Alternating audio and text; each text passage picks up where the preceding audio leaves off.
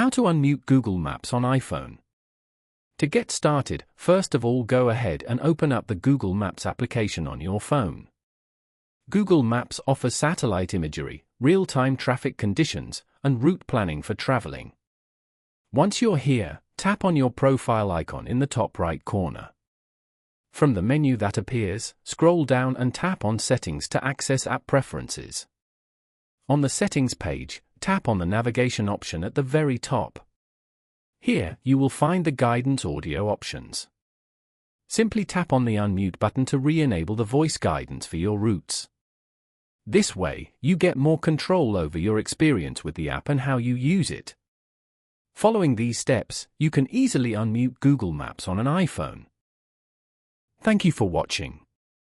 Please leave a like if this tutorial helped you, or leave a comment below if you have any questions related to the video.